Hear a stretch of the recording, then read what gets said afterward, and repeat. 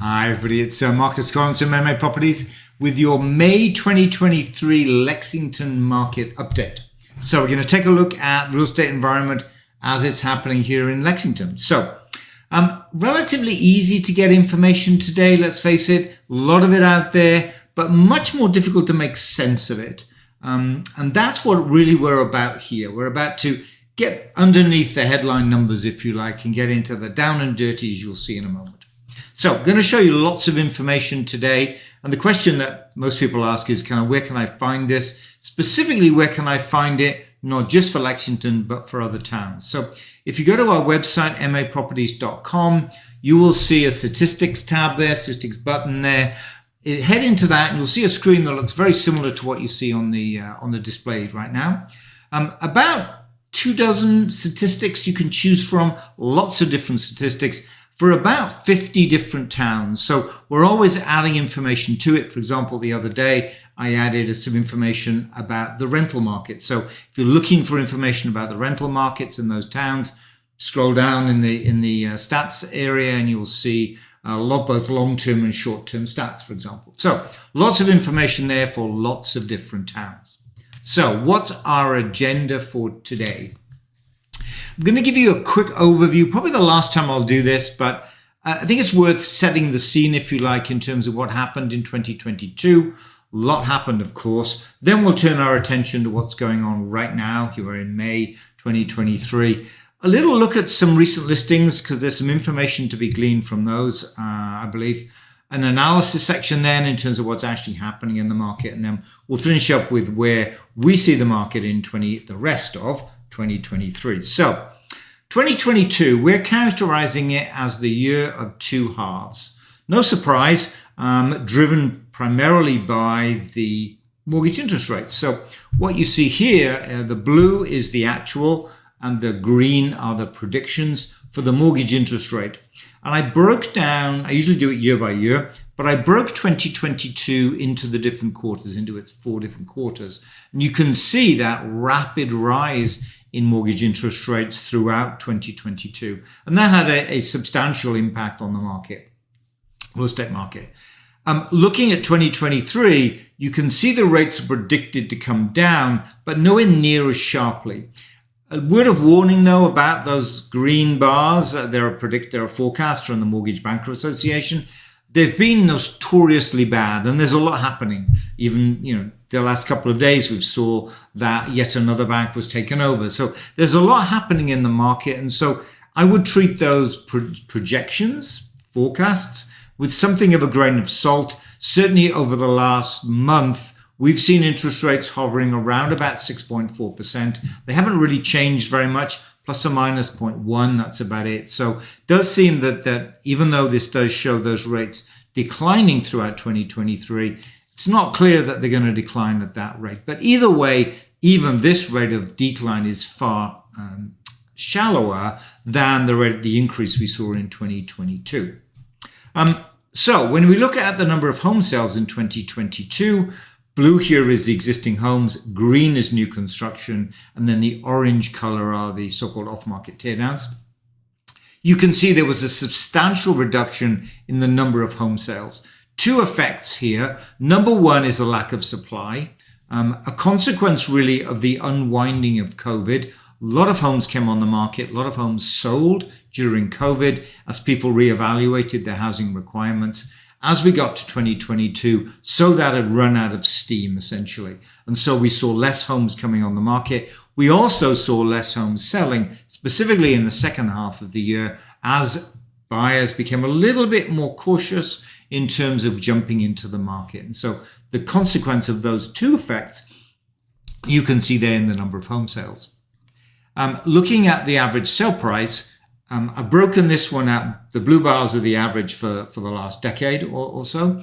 I broke out 2022 into the first half and the second half just to show you the difference in the average sale price. You can see substantial increase in the first half of the year. Second half of the year, we returned really to about the same value, about the same price that we saw in 2021. So a definite decline in the average sale price in the second half of 2022. We always look at the ratio of the sale price or the sold price and the list price. That the difference between those gives us a great indication of buyer confidence. The number is 110, 115%, as you can see in the first 4 months of last year.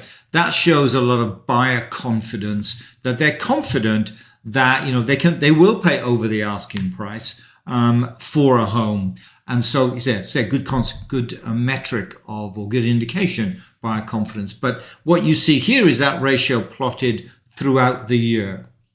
And as is obvious, it declined quite dramatically as the year went on. And you can see in December, in fact, in October, November and December, the value was below 100%. We haven't really seen that since about 2019. So it's a while since we've seen sale price list price ratios at about that number. So, but again, a consequence of the mortgage interest rates. A lot more information, just a kind of a synopsis, a lot more information in the Lexington Market Review. We pushed this out at the beginning of February this year, cram-packed full of information about what's happening in the market. So take a look at that. It's on our website. If you need a copy, just let us know. We can get you a copy as well. So lots of information within that. So let's turn our attention to May 2023, shall we? First thing I want to show is where are we with cumulative sales? And that is the number of sales this year, cumulative, versus last year. And as you can see, blue is 2022, the kind of reddish color is 2023. And you can see we're already below the numbers that we got in 2022. Remember, in 2022 was much lower than we saw in 2021. And actually, I've got some information which I thought was quite useful here, because what ultimately this reduction in the number of home sales is a consequence of is a reduction in the number of listings. So if we look at the first 4 months of the year, and look at how many homes were listed, irrespective of whether they're sold or still on the market or under agreement, doesn't matter, what was actually listed. In 2021, it was at 155 for the first 4 months, this is. 2022, it reduced to 131. This year, 2023, it's down yet even more, down to 117. That's about 11% less than last year and about 25% less than 2021. Now, if that projects forward, I don't normally put the projections on these graphs till we're past the middle of the year. There's kind of a lot can happen between now and the end of the year. So before I kind of put my finger on the projections, usually wait for a few months to go by. But if this rate of reduction continues, we will see the number of home listings and therefore the number of home sales below 300, and that's lower than we've seen for well over a decade. So substantial reduction in the number of homes being listed coming on the market. So back to that sale price list price ratio. Remember, that's a home comes on the market for $1 million, sells for $1 million. That's 100% sale price to list price ratio. The orange line here is that ratio. You can see it declining below 100% as 2022 progressed. This is data from February 22 through to March this year. So it's a kind of a lagging indicator because I don't actually know what that ratio is until a property sells. And I'm plotting under agreement date here. So there's April's data I don't have yet because those properties haven't actually sold. But you can see in March this year, that ratio about 100%. So it's not that buoyant. So not that much buyer confidence overall. Remember, this is not just at any given price point. It's for the overall market. So buyer confidence not that high, and certainly nowhere near the heights that we saw back in the same time last year, February, March, when they were well over 110%. So clearly a very different market from what we saw 12 months ago. Interestingly, though, the average sale price has risen quite dramatically, actually. It's risen steadily over the last few years. As you can see here, the blue is the historical numbers and green is the month by month for the first 4 months of this year. But so far, kind of rolling average, if you will, we're about well over 1.9 million, so much higher. So given that we've got somewhat less buyer confidence, that is, they're not willing to bid the price higher overall, we are seeing, though, higher average sale prices, which means more expensive homes are selling. That's what's pulling the average sale price up. It isn't necessarily buyers bidding the price up, which you would see in the average sale price to list price ratio. So certainly a sizable increase in the average sale price. We also see the same in the median sale price. So the title should say median sale price. This is the median data. You can see that median data is well over $2 million at the moment. In terms of the number of homes that are actually on the market, kind of interesting to see that.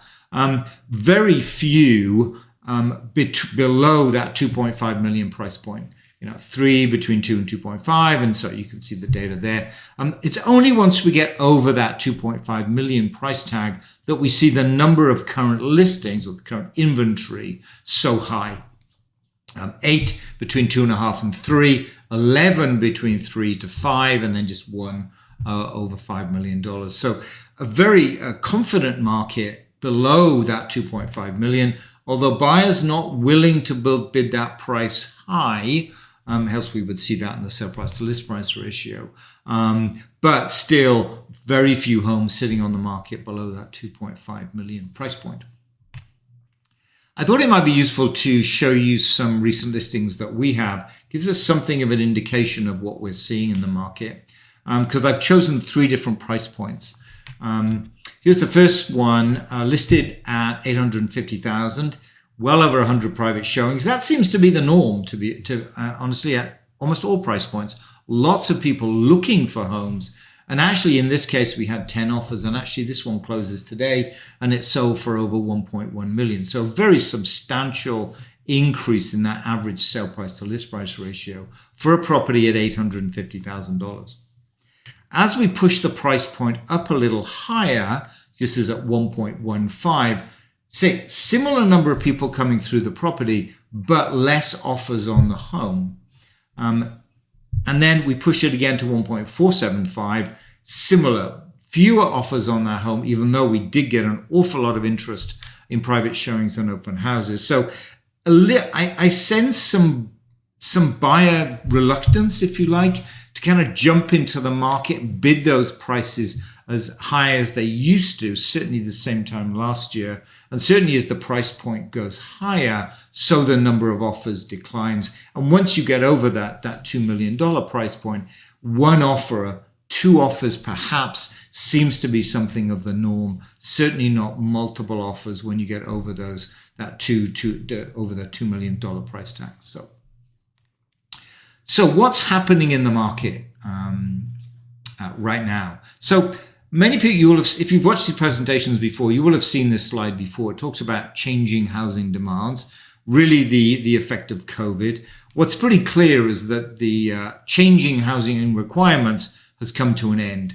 We're back to the normal market conditions. And by that, what we mean that it's being driven by demographic changes. First-time home buyers. This is a graph of the it's called the demographic pyramid or population pyramid of the United States. At that kind of 25, 30, 35 age group, first-time home buyers coming into the market, and then the downsizers looking to sell their existing home, buying a smaller home, and that's what's driving the market. Very similar to what we saw back in the 2016, 17, 18, so on. Just pre-COVID. So back to that kind of those conditions that we saw before 2020, 2020. Mortgage interest rates. I mean, I showed you the projections before. Here's the actual. The orange bar there is the 30-year fixed. As you can see, it's not changing by very much. It's sitting between 6 and 7%. The ARM rate, which is the blue one, is no longer being tracked by Freddie Mac, so I can't show that. But it tracked, as you can see, quite just slightly below, but its overall trend tracked the 30-year fixed. Let's say it's stuck there between 6 and 7, about 6.5%. It's kind of stuck there, if you will. And it seemed to be somewhat reluctant to come down any further than that. Certainly that's the case over the last month anyway. In terms of the offers that we're seeing on a home, similar to what we normally see in the early part of the spring market. If you look at the offers, and that's what the kind of the distribution you saw there, lots of offers at or slightly below the list price, and then one or two offers, the successful offers, unsurprisingly, at those higher price points. What happens now, of course, as those higher offers begin to find a home, they clearly are successful, and therefore they are no longer in the housing market. So we begin to get into the kind of middle of the spring market where we tend not to get those almost outlier offers, and it gets to somewhat more, perhaps I would argue, more normal situation where we get offers around about the list price. And that's what's, to some extent pulling that sale price list price ratio back. We're not getting those outlier offers at the higher price points. We are at lower price points. So the one I showed you at 850 is kind of an indication of that. And we're not seeing this graph play out at the higher price points. We are seeing very few offers around about the list price. And that's what's pulling the sale price list price ratio down to about 100%. All at the same time, remember that we've got far fewer homes coming on the market, so there's less choice. So we're really not seeing the normal supply and demand of less supply, and therefore have prices rise. We're seeing less supply, but we're also seeing a somewhat maybe reluctant demand, certainly at a level that we did not see 12 months ago. So what does the rest of 2023 bring? So it seems pretty clear from the buyer's perspective, there is still a little reluctance, perhaps not at the lower price points, but certainly at the higher price points, not seeing multiple offers at those higher price points. Lower price points always been popular, unsurprisingly. There are very few homes coming on the market of those price points, one or two a week perhaps. And so they are being snapped up and prices are being pushed higher. But that isn't the normal situation we're seeing across all price points. So buyers are out, but being somewhat more cautious, except perhaps at the lower price points. In terms of the number of sellers, it's certainly lower than we've seen in prior years. Perhaps the lowest we've ever seen, in fact, at least the last 10 years or so that we've seen. So far less sellers. We'll see where that ends up as the year progresses, as we get more and more data, and as we come into the spring market. May is always a month where we see a large number of listings. We'll see if that continues in May and June, that reduction level, but certainly less sellers in the market. So given that somewhat reluctance on the part of buyers, certainly at the price points of $1 million and over, less sellers on the market, what should sellers do in this market? Well, we break it down, I think, back to the fundamentals, really, back to the kind of 5 basics. It really is about pricing well. We've seen a number of situations where sellers price too high and they sit on the market. Buyers are not willing to look at those homes, or at least make offers on their homes where the pricing is too high. And we've seen that. We can show example on the multiple listing service of that situation. So pricing is absolutely key. Now, selling a home isn't necessary. If you price it well, it's likely your home will sell. But of course, how do you get top dollar? Given that little bit of reluctance we're seeing, certainly at the majority of the price points of our buyers. And it really comes down to, guess what? Preparing the product for today's market, doing that preparation, getting the home move-in ready so that today's buyers can literally move in with their suitcase. They don't have to worry about any upgrade projects. You've actually done the cosmetic changes, preparation on the home. And then, of course, create that kind of wow factor with staging. Pretty straightforward. This is nothing new in terms of what we're discussing here. This is the fundamentals, and it still applies even in this market, if you're looking to get top dollar. Because remember, that sale price to list price ratio is not running at 110, 115% like it was a year ago. It's running at around about 100% at many, many price points. So having created the product, got that wow factor, and then you get the marketing out there, if you will, that's actually what's going to get you top dollar. So in this market, complacency, certainly in terms of the sellers, is, even though it seems like there are less listings, there is a little bit of, I would say, hesitancy on today's buyers, certainly at the majority of price points. So getting the fundamentals right is key in terms of the market. So that's the May 2023 update. Lots of information there. We have lots more information, of course. So if you have any questions, feel free to reach out to us. We'd love to talk about this. I can show you lots more information about what's going on in the market. So any questions, reach out to us. But if not, I'd like to say thank you for watching. Bye.